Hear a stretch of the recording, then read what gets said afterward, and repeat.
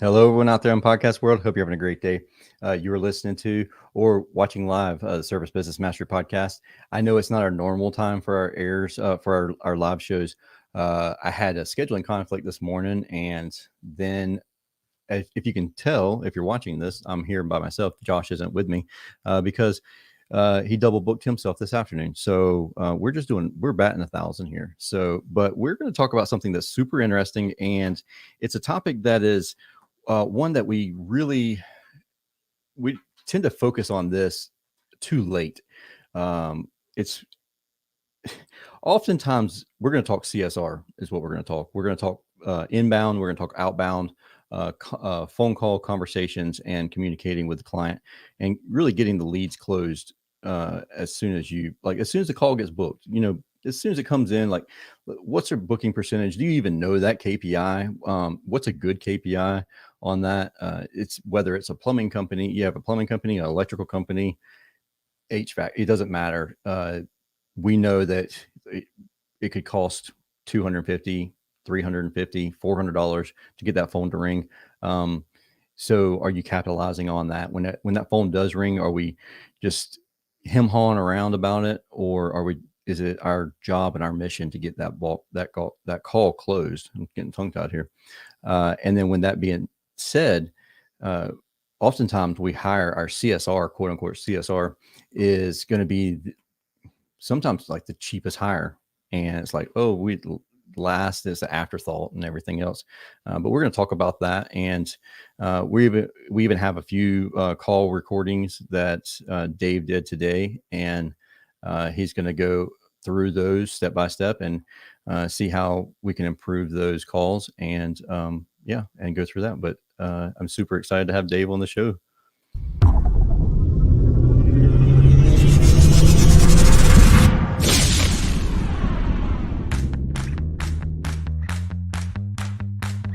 Are you looking for valuable business advice to reach that 7-figure revenue mark? Do you want actionable tips to properly navigate through every business challenge you encounter along the way? Let Tersh Blissett and Josh Crouch be your guide in getting you to the top here at Service Business Mastery. Tune in as they sit down with world-renowned authors in business, leadership, and personal growth who share valuable insights about management, marketing, pricing, human resources, and so much more. Let their nuggets of wisdom gold guide you in owning a thriving, profitable, and ever-growing business. Here are your hosts, Tersh and Josh.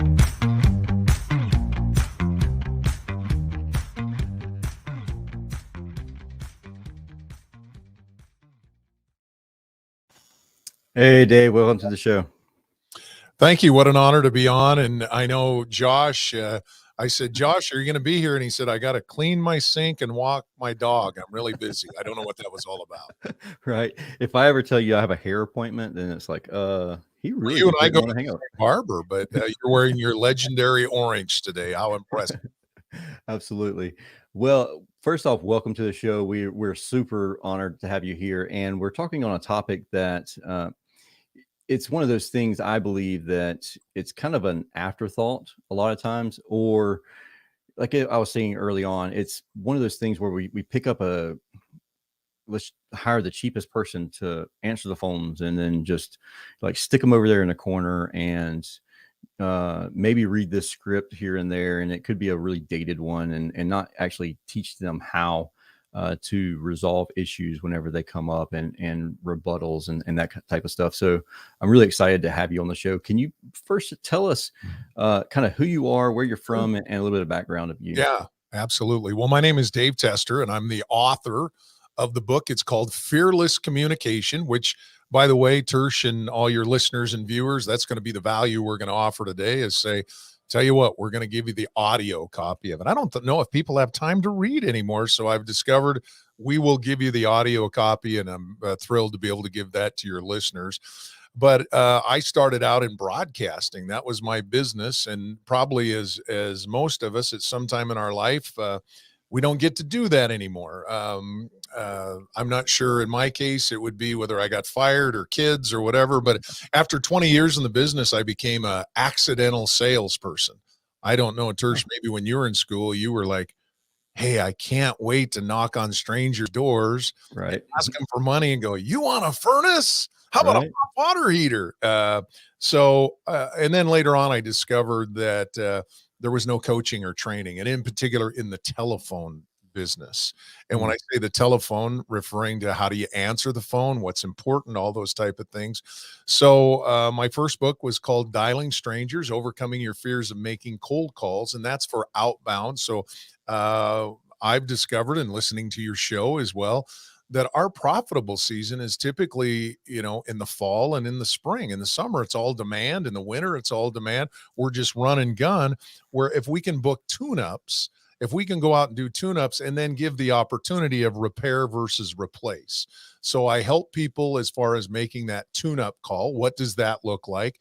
And then when I started working with the CSRs, I discovered that they certainly need help. So that's a little bit of my background. Probably what makes me different than anybody else is when I do training for CSRs, we do live phone calls. I don't ask them to make the calls, but typically I'll make the call myself. And I always say it's the big 5 or the big 6. And the big 5 is I should start out the call with, it's a great day wherever I'm at.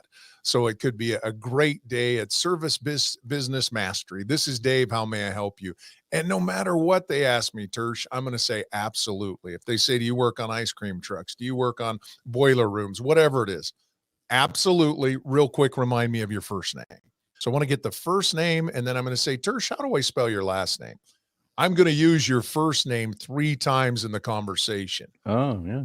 Okay, so I want to bond and rapport. Now, not everybody wants to bond and rapport with me, but we know if you know me, you like me and trust me, it allows me to educate you. And sometimes the CSRs, they think they're the technician. I always say, let the tech diagnose the problem. Please let the tech Yes. diagnose. My only job is to convert the lead or book the appointment. And Tersh, one of the interesting stats is typically when our phone rings, only 25% of the people that call will book themselves, meaning, Tersh, my air conditioner's broke. I need you to book a time for me to come in. They may not use the word book, but that other 75%, we have to book, and we cannot quote price, because as soon as we quote price, that's code for, well, I guess I need to shop you. And that's what that looks like. So I know you asked me how it all started.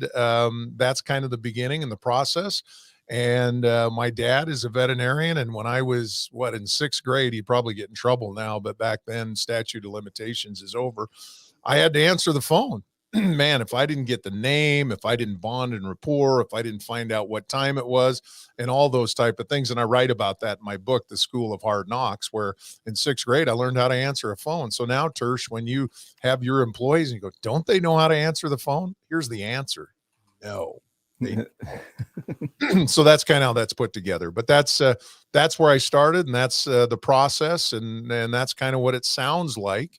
Do you want me to smuggle in a call real quick that we made before we started?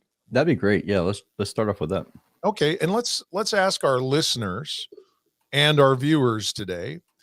Here's a couple of things you're looking for. 1, did they get my first name? 2, did they get my last name? Did they get my phone number? Did they ask me what's going on? And did they invite me in? And here's a big one. If they quoted price, that's a real problem. Now, Tersh, remember, I'm a trained professional at this, okay? So I'm going to start out asking something that and I just grab random towns. And it doesn't matter whether we're in Statesboro watching Georgia Southern, or if we're in Athens watching the Bulldogs, wherever we might be across the country, this is going to come across the same way. So I'm going to make the call, get all the details in here. And the first thing I'm going to say is, do you cover my area? So here's the call. This call may be monitored or recorded. Heating and cooling, this is Rachel. How can I help you? Do you guys come out to Tenzin? Let me pull up your address and see how far out you are. And Well, I'm just there. I'm just over on the other side of Worley. Do you guys come out that way? Let me take a look here. We do, but sometimes I know all the addresses out there. It just kind of depends. What is the address? Just so I can have an idea of how far out you are. Yeah, I'm about, Oh, I don't know. I'm just by the casino there. What do you guys charge to come out? $129. Okay. And that's just for like a regular like furnace. Do you know what kind of equipment you have? I think it's a Kinman. Do you guys work on Kinmans? By the way, Tersh, I just made that name up. I remember the Kinman 1450, so I just made up a name. Have? I think it's a Kinman. Do you guys work on Kinmans? I know we work on just about anything. Is it is it a gas furnace? Yeah, gas. So, well, let me do this. Let me ask the missus and see, because I don't know if anybody's going to be around. And then I'll call you back probably later on today or first thing in the morning. Okay. Okay, sounds good. And then just so you know, we are booked out. We are booked out a few weeks. So. Oh, you are. So it'd be a few weeks before you could come out. Yeah. Okay. All right. Thank you. So just in case you weren't sure, you didn't want to come here, let me make sure we're booked out 3 or 4 weeks. Now, remember, those are facts of life. But what we also coach is I've got great news. I can get you in on the 15th, the 19th, or the 21st. And we approach it this way because, Tersh, what you're going to say is, can you get me in earlier? I will put you on a cancellation list. And if anything happens, somebody cancels, we'll make sure that we call you. Because I think it's more important to capture that prospect, turn them into a customer. And if I have to cancel or readjust, but now they become my customer and I can start marketing or whatever that is to them. But in this particular case, as you heard, no first name, no last name, no phone number, sort of asked for my address. And then guess what? $389 to make that phone ring. And let's pretend I needed a brand new system. Could be anywhere from $7,500 to $21,000, depending. That just went out the door. Yeah, that's crazy, because it almost sounded like she didn't want you to get booked. Like she didn't want to book you. And think, Tersh, all she had to say is absolutely. Okay. Hey, do you come out to Tenzin? Absolutely. Remind me of your first name. Dave. Real quick, Dave, how do I spell your last name? It's Tester, Tester. Hey, just in case we get disconnected, your cell, and let's say we're working in the New York number, so we would lead real quick. Your cell's 212, lead with their area code from that particular area, 707-9807. All right. And how did you hear about us? That's a big one that we forgot about. I mean, Tersh, I'm assuming that you spend money to get people to call you. How did you hear about us? On Google. Now, make sure you know, this is your bonus because I'm on Tersh's show. What did you see on Google? So if somebody just put you in on Google and you showed up at the top, that means they're price shoppers. However, if they said they read your 5-star reviews, they're about value. So that kind of coaches your CSRs up as well. Real quick, tell me what the furnace is doing.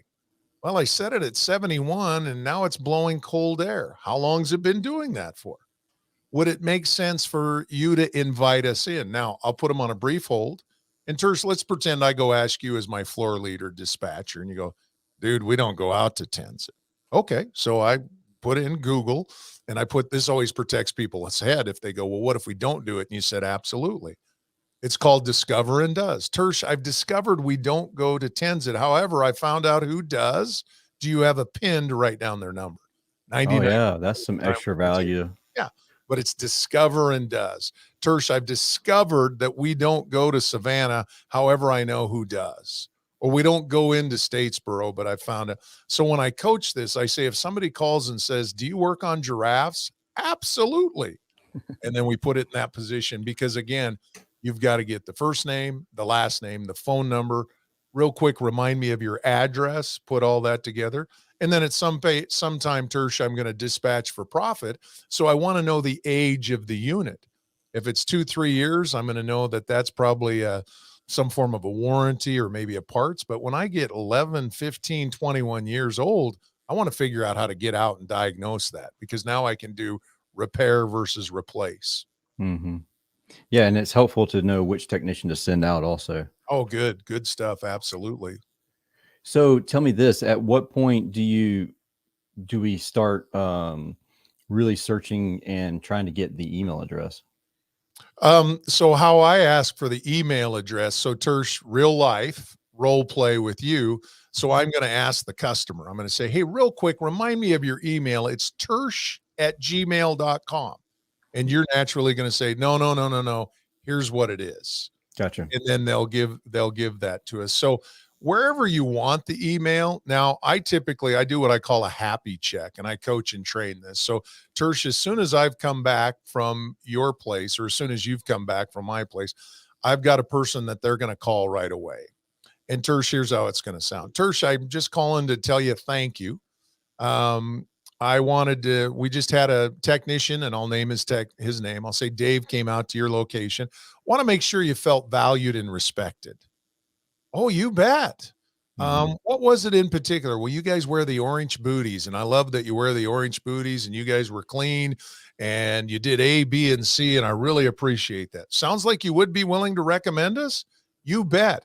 Hey, would it be okay if I sent you a quick link and you gave us a thumbs up or a 5-star Google review? Notice how I said a thumbs up. Some people, for some reason, and it's not the client, but it's us asking for reviews. We're like, I don't like to ask for a 5-star Google review. So would you be willing to send a thumbs up? And then I ask for the email, and I say real quick, will you remind me of your email address? And that's how I position that.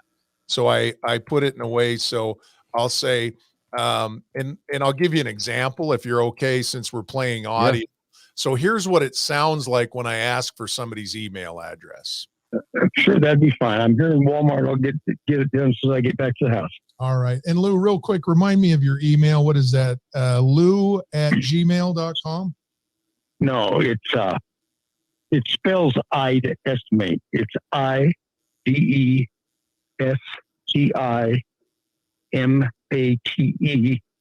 So notice how I lead with their name and I ask them for, here's another one. Yeah. Sure. All right. Dan, remind me your email. What is it? Dan@gmail.com? Dan.stewart81. So notice how I asked for the front of it. Same thing. And Dan, I jotted that down. And Levi, is it okay if I ask you for a thumbs up, a 5-star review? That's how we recognize Brandon. Sure. Okay. Remind me your email address. What is that? Levi@gmail.com? No. I wish it was that simple. It's Crenshaw. CREN.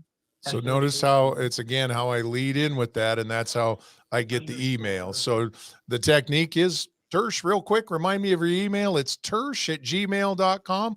Or if I know you better, I might say, hey, it's the guy with the orange tie.com or whatever, it might be along that lines. But the easiest way to ask for the email is there. So I ask for the email on the happy check that I call and get the 5-star. Now I want the technicians to also get it, but typically technicians aren't going to ask for it because they don't like to give theirs up. So that's how we do it. A phone call, I could absolutely ask for your, so along with asking your cell, I could say, Tersh, real quick, remind me of your email. It's tersh@gmail.com.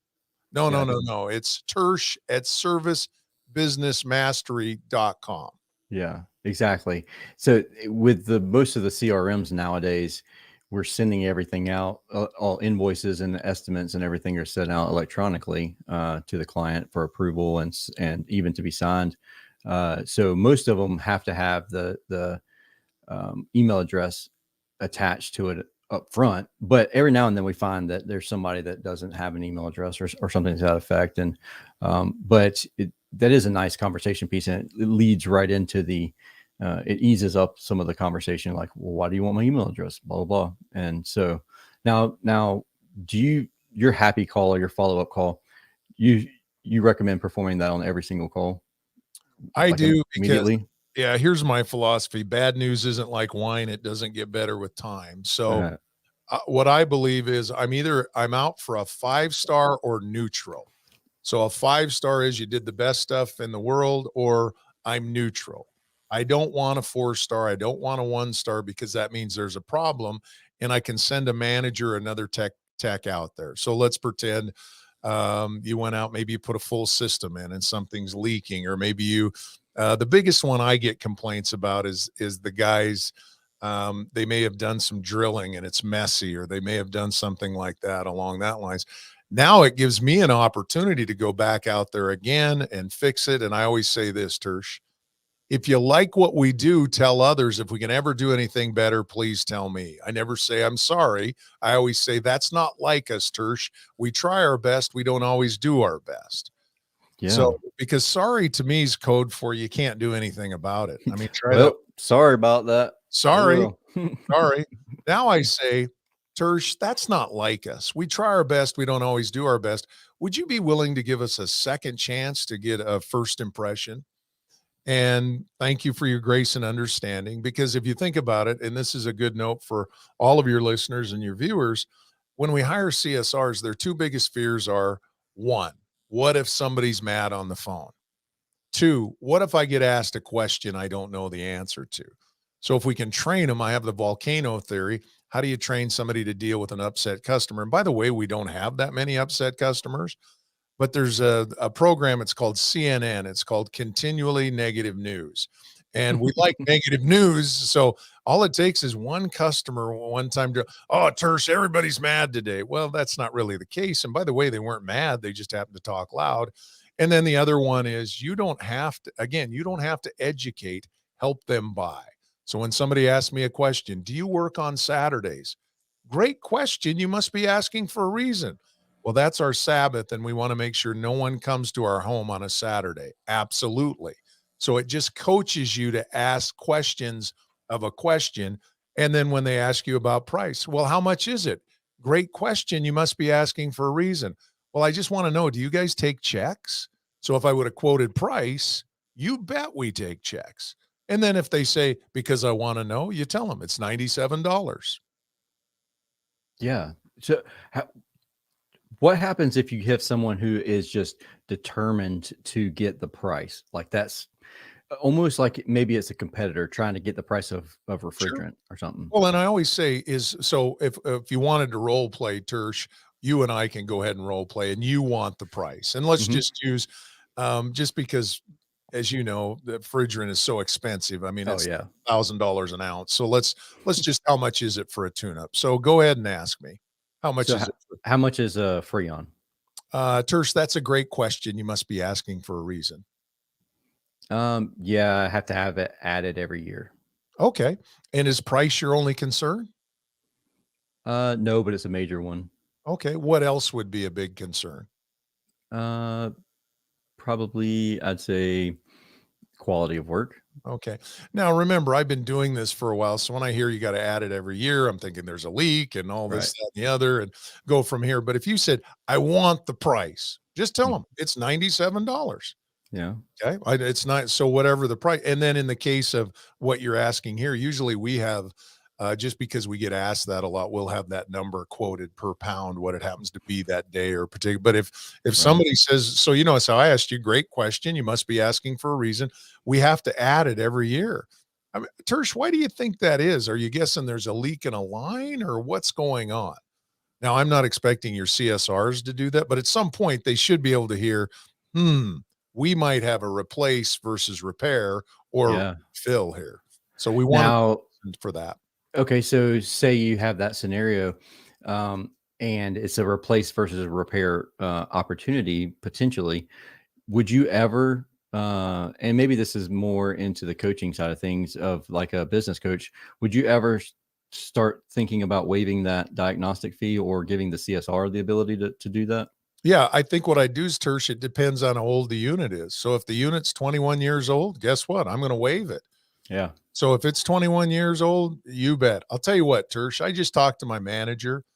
I'm not going to charge you to come out. This is a once in a lifetime deal. Because remember, today's value added is tomorrow's expectation. So I don't want everybody in the room wait. And it depends on how busy we are. So if it's 30, well, we won't use 30 below in this case. Let's say it's 110. I'm not going to waive it. But it happens to be a spring day. We're slow. It's 21 years old. I'll waive that all day long. And my owner will support me 110%. Gotcha. Yeah. How do you know the list of things to tell your CSR that it's okay to do this and that? I mean, for us, we get in as a business owner. If I get asked a question, I know how to respond to it. I know how I would respond to it. But there's some scenarios where the CSR is listening or has never had to have that conversation, or maybe there's a potential, like that's a fear of theirs. What happens if I get asked that question, like you mentioned earlier? What, how do we know like a list of, okay, these are the ones you kind of need to give them leeway on? I guess as long as they get the big five, they know everything. So as long as they get first name, last name, and I always say, don't let the exception be the rule. So Yeah. they might go, well, somebody called and asked me about an oil furnace. I don't know what to do. Well, ask your floor lead about that. But Yeah. Tersh, I just coach them. Great question. You must be asking for a reason. And you told me I've got a leak. No, you didn't say you had a leak. You said to me, I have to add it every year. So Yeah. I'm thinking to myself, it might not be a bad idea for us to test that line. Typically, what we do is we'll come out, we'll ask you some questions, you'll ask us some questions, and then we'll determine the next step.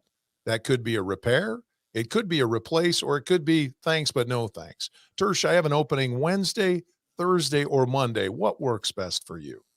So I'm also closing while I'm making the statement. But the biggest thing is I would coach your team is, and I don't know what your parameters are, but mine would be anywhere from 10 years on up. So Yeah. if the unit's 10 years and older, I kind of want everybody to get excited. I got a 16-year-old and All it's right. Statesboro. I got a 16-year-old and we want to get that one. So that's kind of our philosophy there, is more have them focus on age and listen for what's not being said. So rather than give you a list, well, if they bring up filter, do this. If they bring up that, do this. Now there's some common sense things in the summer. When's the last time you changed your air filter? I'm okay with telling them, why don't you go ahead and pull your air filter? Just put the blower on. That's all I want you to do. Mhm. And see what that's doing. Well, it was 4 months ago and we have 17 dogs and we live by a dirt field. And you got hardwood floors and returns by the floor. Yeah. But Tersh, I think I would focus on don't educate, help the customer buy. Or in this Mhm. case, your number one job when that phone rings is to book the appointment. That's all I want you to focus on. Absolutely. Yeah, no, I agree with that 100%. How long of a process do you think it typically takes? Maybe from a green person coming in, never been in any service business. They were working at the grocery store down the street before they came on board with you, until they are pretty confident in closing, majority of the calls that Sure. come in. Well, the first thing is I'd say it depends. If Mhm. you're not interviewing your prospective CSRs on the phone and recording it and listening to their tone and tempo. So the first thing, I want to have good tone and tempo. I want to make sure I can hear them. It's a great day at Right Now Heating and Air. This is Dave. How may I help you? So I'm looking, number one, tone and tempo. So if they have great tone and tempo, they want to learn, meaning I give them this book. So when I interview, I'll give them my book and I'll say, hey, I want you to go home and read this book. And then if they come back and they haven't looked at it, that's kind of telling me stuff about them. But that being said, we have a program. It's called Jumpstart. So it's 10 30-minute videos, and I'm going to have them watch that the first week they're working for me. So it's get the big five, ask questions like, remind me how old that is, 5, 10, or 15 years old, because most people don't know how old their system is. So if you go, how old is that? God, I don't know. About how old is that? 5, 10, or 15 years. Then it allows them to think, let's see, we moved out here in 2012. So it'd be about 10 years in that neighborhood. So you're helping them out. Mhm. And then we do ongoing training every week. So I do an hour every week with all the staff, because my biggest problem isn't with my new people. It's with my seniors that now all of a sudden they think they're a comfort advisor. Stop. You're not the comfort advisor. Well, I've been doing this for a long time. That's code for you're old. So stop that. And then the other big thing, Tersh, is we're getting, and I'm not going to use the M word, millennial.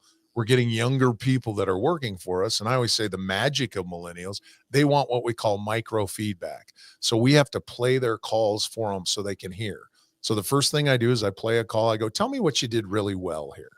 Tell me what you didn't do so well. And then I'm going to coach and train them. So, when you think about it, a person in your role, you got 180 interruptions every day, 300 hours of unfinished work on your desk. And you go, I'm going to sit down with all my CSRs. So you need to ask for help. I think that's the biggest thing. But I would say within the first week, you know if they're going to make it or not.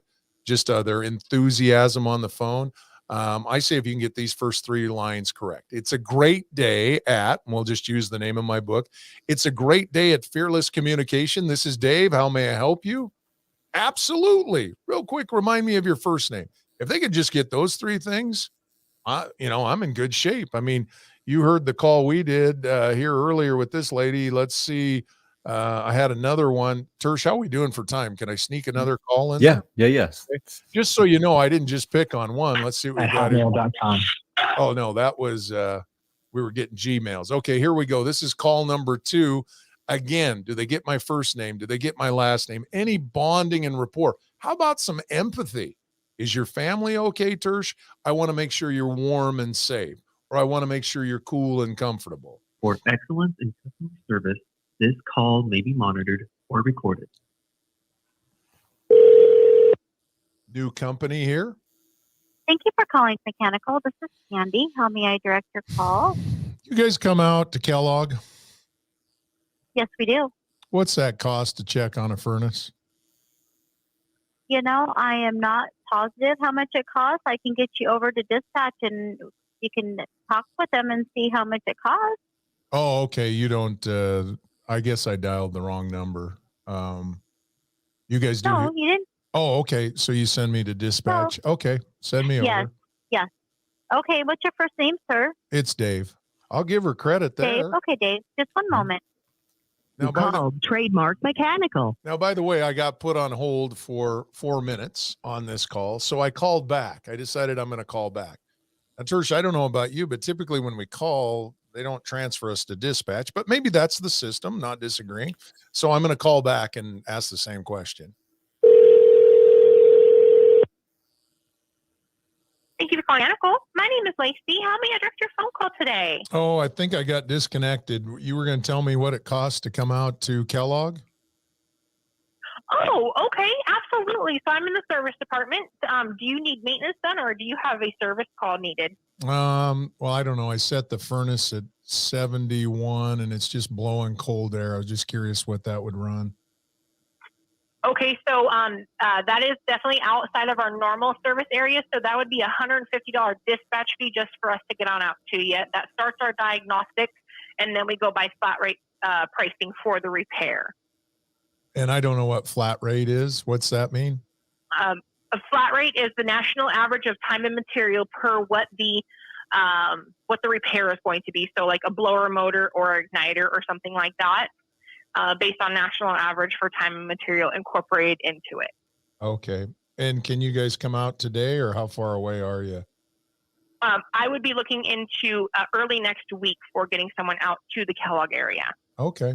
All right. Well, I appreciate your time. Thank you. Oh, absolutely. Just give us a call back if you need us, okay? All right. Bye. So Tersh, I'm sure a number of your listeners are kind of cringing because they're like, I wonder if we're doing that. So my first piece of advice is call your own office. Okay. Call your own office or have a friend call and see what's going on. There is a script. I'm sure you all have. They're supposed to follow the script. They don't because they don't like it. Here's what they say, because I feel scripted. Mm-hmm. I don't want to sound like a robot. Yeah. Well, Tom Cruise, when he said this, you complete me, he sounded like a robot until he went, you complete me. Shut up. You had me at hello. By the way, that's all scripted because a script means you're listening to the other person for when your part comes in. It's a great point. So that's what you're doing. You're listening and then you're controlling the call. Mm-hmm. So notice how I controlled the call. She started talking, and be careful of jargon. Flat rate, igniter, went through all that stuff. Make your customer feel okay. They're already scared enough to call you. That's a good point. This sounds like a lot of money. That's not unusual, sir. Tell me more. By the way, what you're, and hopefully I'm going to say, Tersh, tell me more. Hey, I think I hear a dog in the background. Because that's the other thing I train CSRs, listen for noises in the background. That's real important. What kind of dog do you have? That is a Pomeranian Eskimo. So, you know, it really focuses them. It's a whole different thing. It becomes an art. I'm listening for noises. Did I hear a bit? Because if people like you and they know you, they're going to trust you enough to allow a service advisor to come into your home. So that's what we're Honestly, it's what I hear you describing is you're moving away from the answering the phones as a secondary or tertiary role, and it becomes their primary focus. Like that is all they should be focusing on, and getting very good at doing that, being the expert at answering the phone and having that initial conversation with someone instead of it being just a reactionary action. Like it sounds like in the second one we listened to there, it sounded like the person was, it was just like a maybe a group of people that were all in the same cubicle, and one person happened to walk past the phone and answered it. And I've been guilty of doing that exact thing. So like if you listen to my phone calls, they probably sound exactly like that. And so it's one of those things. It's the pot calling the kettle black. It's totally, I'm there and listening to that call. And I don't like listening to myself talk. I can't stand when I have to edit a podcast. It's like, oh, geez. I mean, but listening to a phone call, it can be cringeworthy, but at the same time, just learning from everything that you're hearing there. And a lot of times you don't realize how many times you're repeating yourself, using ums, fillers, and then just over talking other people and all of that nonsense, and that using industry jargon instead of just making the person feel comfortable and letting them know that we're there for them. Yeah, Tersh, you hit it all. And think about this. Who talks to 99% of your customers and prospects? I call them the director of first impressions. We call them CSRs. How much training do they get? 1% of the training. And usually it's war story training. You know, when I used to do this, or it's yell and tell. So what I always encourage you is get some coaching. Today on Tersh's show, just as value added, we're going to just say, hey, take the book, Fearless Communication, godavetester.com. Tersh is kind enough to roll that on the screen, godavetester.com. And then just click on, it says connect. And all you have to do, yes, I expect something from you. I'm going to ask for your email or your address because you may want my newsletter. But just say, hey, I want the tester. I want the audio to Fearless Communication. And if you want, Tersh, I'd probably do this for the first 10 or 15 or whatever it is. Maybe it's only 1 or 2.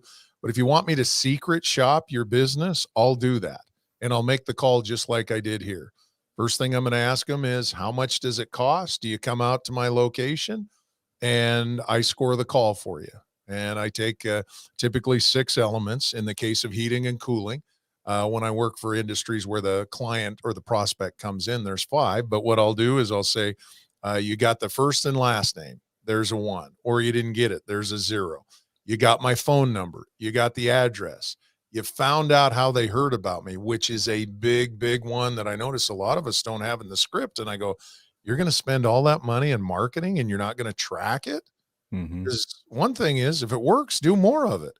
And then I'm going to make sure you said, what's going on? That's part of the empathy. And then last but not least, would it make sense to invite us in? That's part of your job, is to close the deal. So we'll score the call and go from there. And later on you say, hey, the ball-headed guy, not Tersh, the other ball-headed guy without the hat, may have something on. Tell me more what it looks like. But right now, my only goal is to add value. That should be all of yours in your company. Is your prospect or customer better off after you met with them than before? If they are, you added value. That's my goal today. Tersh was kind enough to invite me on. And first thing I said, what can I do for your listeners? We'll provide you with the book. Listen to it. Some of you may not, some of you will, but I know the 10% that do, it will increase your confidence of your CSRs by 100%. Absolutely. Dave, we appreciate it. We appreciate you sharing that too. That's not, it's, you didn't have to do that. And we really do appreciate that. And I hope that everybody does take Dave up on that offer and listens to that book for sure. You bet. You bet. Cool. If anybody has any questions at all, don't hesitate to reach out to Dave or myself. And if you have a question about it, I'm just going to direct you towards Dave. So just go to his website, godavetester.com. And all this will be in the show notes as well. But I hope you found value in today's episode. And I look forward to talking to you again next week. on Service Business Mastery Podcast. It is a podcast focused on service business owners, managers, and technicians who are considering becoming business owners themselves. Hope you have a wonderful and safe week. We'll see you later.